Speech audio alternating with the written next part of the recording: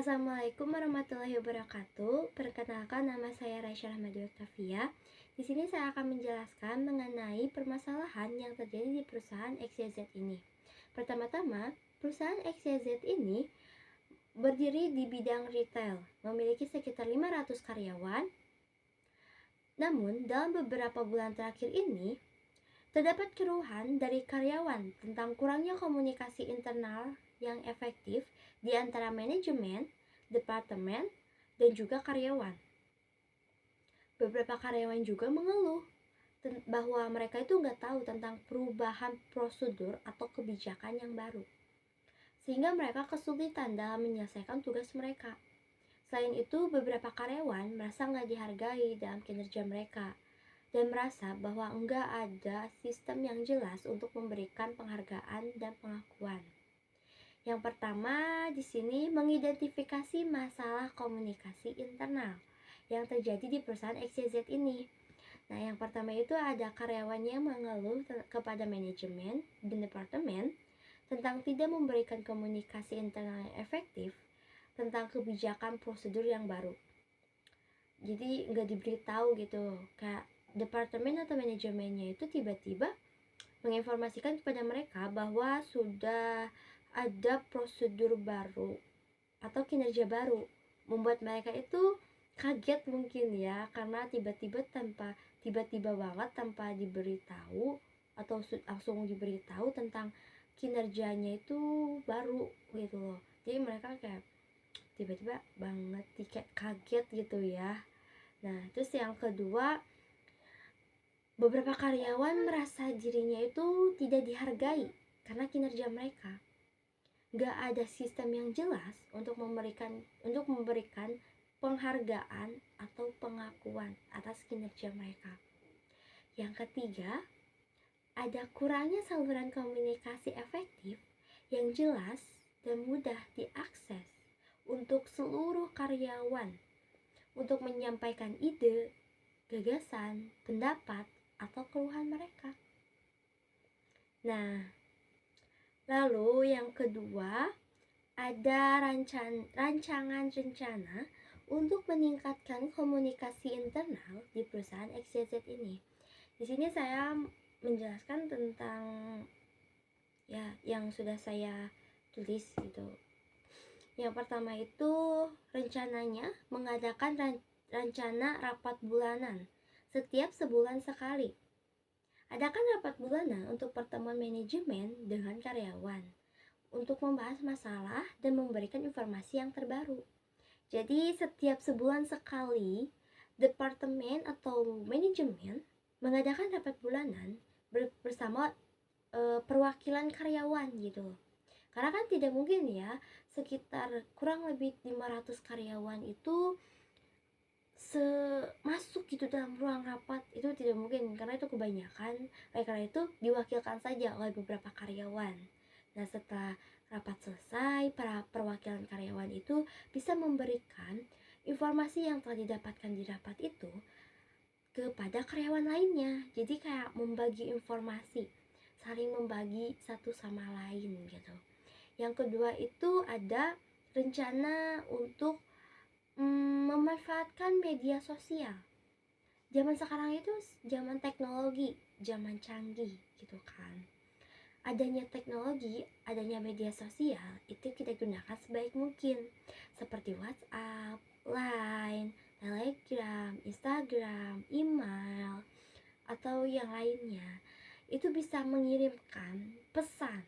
Misalkan ada karyawan yang tidak hadir atau yang tidak kerja saat itu, ataupun karyawan yang belum diberitahu. Nah, kita bisa tuh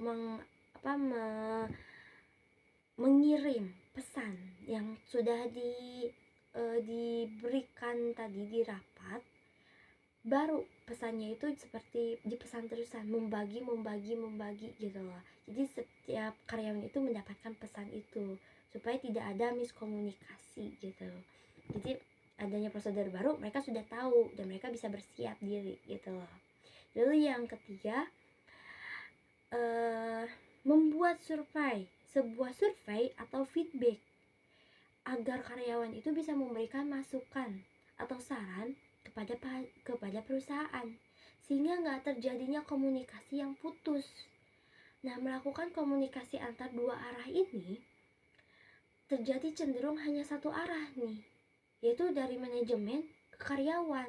Jarang terjadi komunikasi timbal balik yang terjadi memungkinkan karyawan itu untuk memberikan masukan.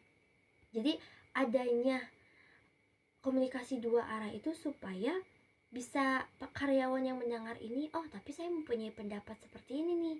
Nah jadi kayak mengulas pendapat gitu loh. Jadi tidak hanya manajemen ini dengan perwakilan karyawan ini aja.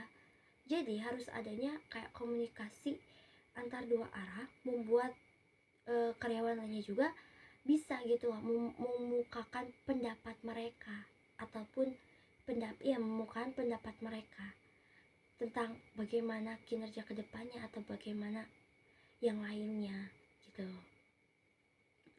Lalu yang ketiga, tentang memberikan rekomendasi untuk meningkatkan sistem penghargaan dan pengakuan karyawan di perusahaan X, Y, Z ini.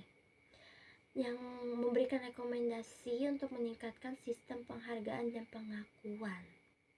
Kinerja mereka itu patut banget gak sih kita apresiasi gitu, karena tanpa kinerja mereka, tanpa tenaga mereka, perusahaan itu mungkin tidak akan berkembang dengan baik, bukan?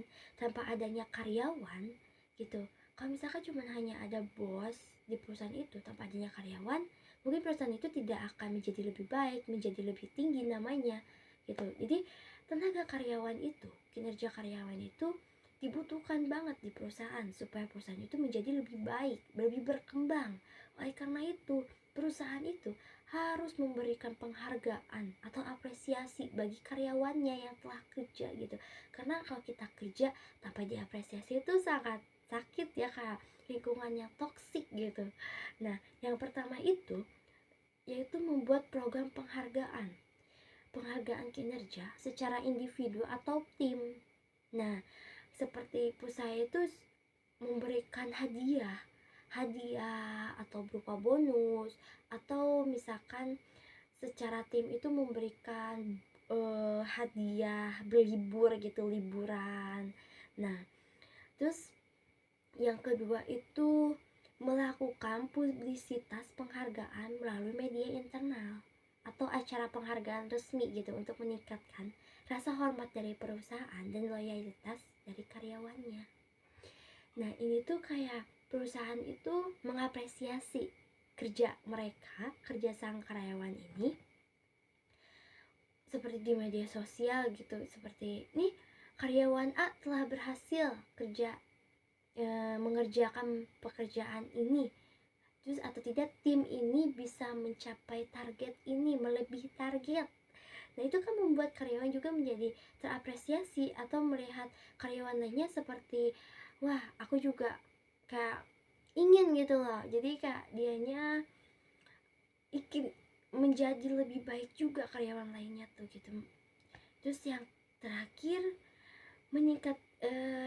melakukan survei. Nah, seperti yang dibilang tadi, dalam rancangan rencana membuat survei supaya karyawannya itu bisa berpendapat dengan bebas gitu, tapi tidak berpendapat sampai di luar batas gitu ya.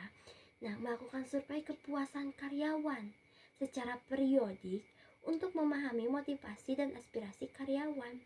Survei ini supaya karyawan itu misalkan diberikan bonus tadi, seperti berikan bonus, nah mereka langsung tuh mengisi survei seperti, saya terima kasih kepada perusahaan ini karena telah memberikan saya bonus, telah memberikan saya tiket untuk berlibur gitu loh. Survei-survei ini atau tidak keluhan sang karyawan, supaya atasan atau manajemen itu tahu gitu kalau ada keluhan dari karyawan, seperti tentang kinerjanya yang terlalu berlebihan, terus seperti adanya lingkungan yang tidak enak di kinerja itu. Nah, pendapatnya juga ada, karyawan bisa berpendapat tentang bagaimana jika seperti ini, bagaimana jika seperti itu. Nah, itu bisa tuh karyawan berpendapat dari survei tersebut yang dibuat. Jadi biar karyawannya enak, nyaman kerjanya, perusahaannya pun berkembang lebih baik dan juga menjadi lebih besar gitu loh. Jadi ada feedback, ada timbal baliknya seperti simbiosis mutualisme. Nah, sekian penjelasan dari saya dalam contoh kasus ini.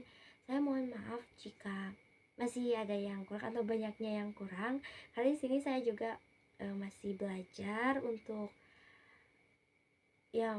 belajar dalam memecahkan kasus-kasus seperti ini dalam komunikasi organisasi. Sekian, terima kasih. Wassalamualaikum warahmatullahi wabarakatuh.